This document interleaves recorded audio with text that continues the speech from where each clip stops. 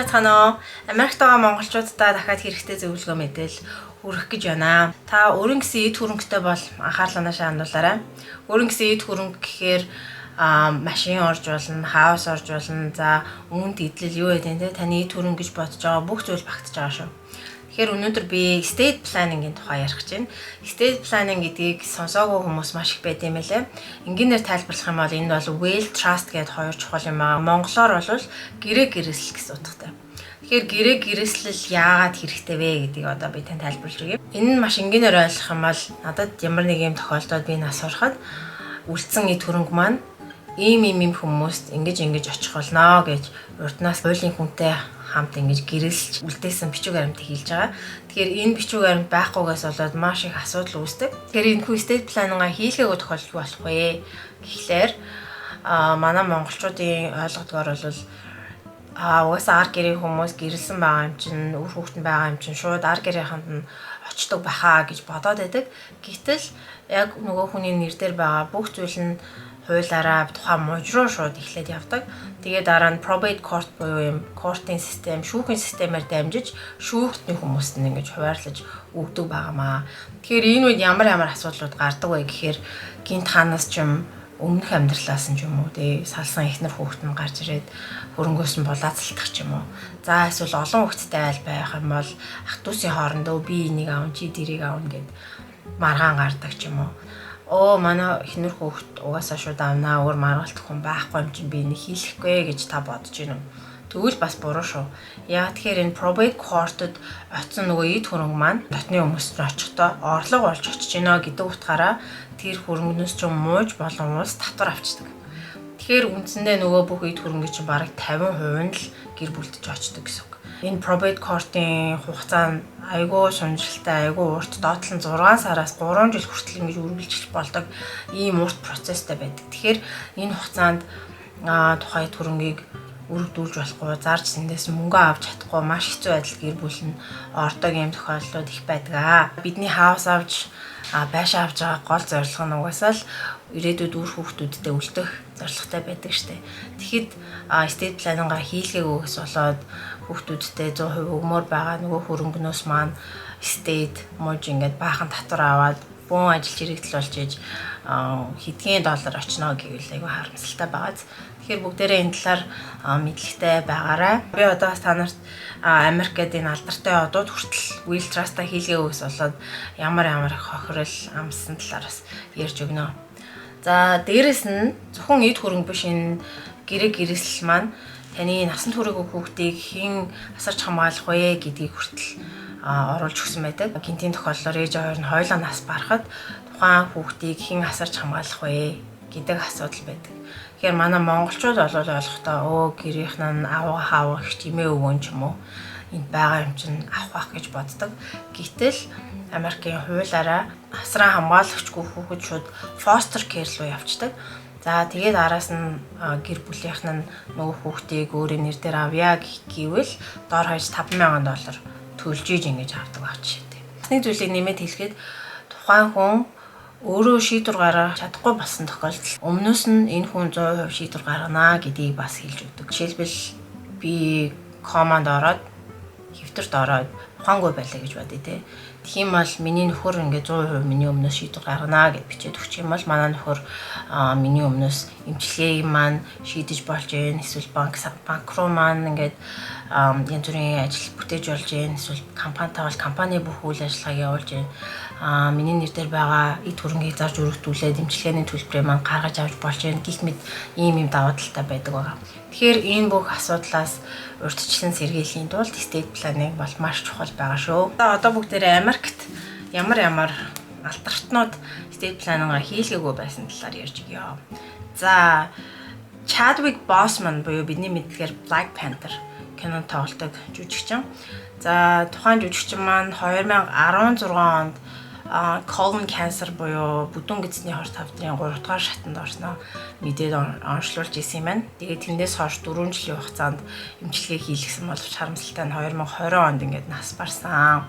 энэ хүний энэ estate planning will хийлгээгүйг бол Америкт аяа айгу шуурсан. Тэгээд яад гэхээр хүмүүсийн хамгийн гайхширж исэн юм гэвэл энэ хүн ингээд өвчтэй болсон, маш хүнд өвчтэй удахгүй нас орж болно гэдгийг мэдчихсэн байж яагаад will trust-а хийлгээгүй юм болоо гэдэг дээр айгу их ярьж исэн. За тэгэхээр Chadwick Boseman бол ойролцоогоор 3.3 million долларын хөрөнгөтэй байсан юм байна л да. За тэгээд эхнэр нь ингээд шүүхээр яваад probate court-оор яваад бараг 1 million доллар орчим алдсан гэж байгаа. Энэ бүх кортын кортод мөнгө төлнө, лойерт мөнгө төлнө гэдэг дээрээс нь цаг хугацаа маш их алдсан. Үлдсэн мөнгөө тухайн жүжигчний ээж аав болон тэгээд эхнэр нь ингээд дундуур нь хуваагаад авсан байгаамаа. За Gilbert Gottfried гэж маш алдартай comedian байдаг Америкийн. Энэ хүн бол 2022 онд өвчнөр нас барсан. Бараг ойролцоогоор 8 million долларын хөрөнгөтэй байсан юм байна. Бас estate planning-а хийлгээгүйгээс болоод арга гэрн хэцүү байдалд орсон. Олон түмэндээ Stanley гэдэг нэрээр алдарсан Stanley Lieber гэдэг маш алдартай comic book хийдэг, Marvel-д ч гэсэн ажиллаж исэн ийм редактор, продюсер хүн байдаг. Энэ хүн болохоор 2018 онд 95 наснда нас орсон байгаа. Тэгэхээр энэ хүний хөрөнгө нь 50 million доллар орчим байсан. Тэгээд бас estate planning-а хийлгээгөө арга гэр нь араас нь хөөцөлдөж явсаар агаад бас их цаг хугацаа мөнгө алдсан байдаг. За энэ дээр хамгийн том бас нэг жишээ бол Tupac, бидний мэдхээр Tupac rapper байна. 1996 онд 25 наснда хүнд буудуулаад нас барсан.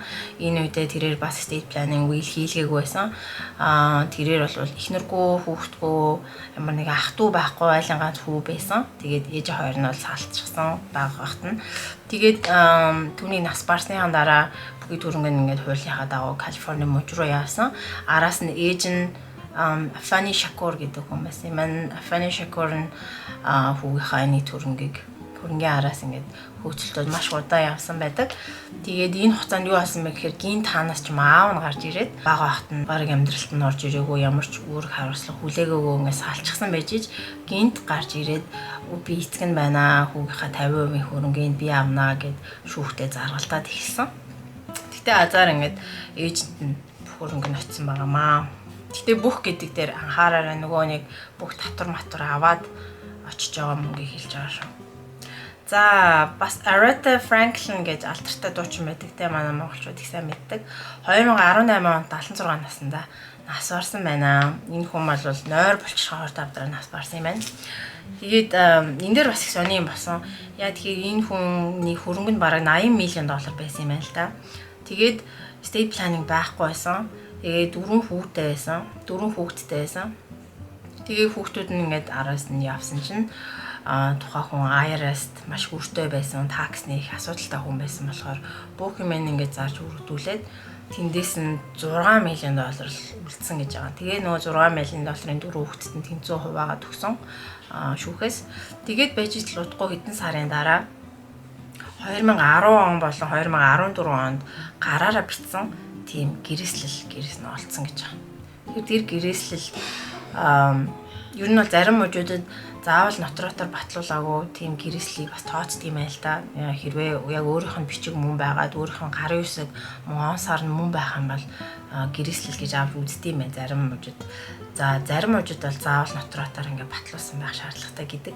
Тэгээд энэ дээр болохоор энэ тохиолдолд болохоор 2 онд 2010 болон 14 онд гээд хоёр юм өөр заалттай тийм гэрээслэл биччихсэн байсан болохоор айгу яг хэцүү, яг мөн биш ингээд тогтоодохгүй хэцүү байсан юм байна л да. Тэгээд нэг гэрээслэл дээр нь болохоор тэр эмэгтэй 4 хүүхэдтэй байсан. Нэг хүүхэд нь болохоор special needs буюу хөгжлийн бэрхшээлтэй. Тэгээд тэр хүүдээ арай илүү хөрөнгөлдөх гээд special тийм зүйлийг бичсэн байсан боловч тэрийг ингээд шүү авч үзээгүй гэж байгаа. За мөн Bob Saget гэж бас Америкийн маш алдартай comedian, жүжигчин, телевизийн хөтлөгч ийм хүн 2022 онд дүнгийн сайхан 65 наснда амьдсан маа. 50 million долларын хөрөнгөтэй байсан. 3 охинтой, их нэртэй хөрөнгө нь бол очсон. Гэхдээ айгүй урт хугацааны probate court нь ингээд бүр delay хийгээд айгүй урт хугацааны турш болж иж ингээд шийдэгдсэн байгаа. За энэ мэтчлэн маш олон жишээ байдаг юм байна. Тэгэхээр та бүхэн бас энэ хүмүүсийн гаргасан алдааг битгий гаргаарай. За зөвхөн баян хүмүүс, маш их төрөнгөтэй хүмүүс хийлэгдэг юм гэж бас битгий бодоорой. Та өөрийн нэр дээр байгаа хаус, машин, үнэтэй цайтай идэлтэй бүх зүйл чинь эд хөрөнгө байгаа шүү. За манай компани зүгээс яаж та бүхэндээ туслах вэ гэхээр энийг бол зөвхөн attorney буюу одоо юм хуулийн хүмүүстэй хийдэг байгаа. Тэгэхээр манай компани та бүхэнд мэргэжлийн хуульчтай 30-45% мөнгөө зөвлөгөөний цагийг авч өгдөг. Дээрээс нь зах зээлийн үнээс 70% хөнгөлөлттэй хийж өгдөг байгаа шүү. За энэ талаар илүү их мэдээллийг авах хүсвэл холбогдоорой. За хэрвээ та Чикаго хотод байдаг бол маш хэрэгтэй ийм уулзалт ивент болох гэж байгаа шүү. 3 сарын 16-ны Нэм гараг болон 3 сарын 19-ны Лав гарагт ийм уулзалт болох гэж байгаа. Тэнд бол даатгалын мэргэжилтэн гэрлээ, санхүүгийн мэргэжилтэн, амка, за таксны мэргэжилтэн бямбанаар очиж монголчуудтай маш хэрэгтэй мэдээллийг хүргэх юм аа. Энэ уулзалтаараа татврын стратеги, тэтгэврийн сан яваад хэрэгтэй, ямар тэтгэврийн сан байдгийг, мөн амь насны даатгалын талаар мэдээллийг өгнө. За мөн санхүүгийн зөвлөгөө, машины даатгал, урт хугацааны асаргаа, зам өрнөөс яаж гарах вэ гэдэг энэ санхүүгийн мэдээллийг та бүхэнд өргөх болно. Тэгээд ганцаарчсан бас уулзалтын цаг хүртэл авч болох юм билээ шүү. Тэгээд энэ доор байгаа утсаар нь холбогдоод асуугаарай. За тэгээд дараагийн хэрэгтэй мэдээлэлээр дахиад уулзцгаая.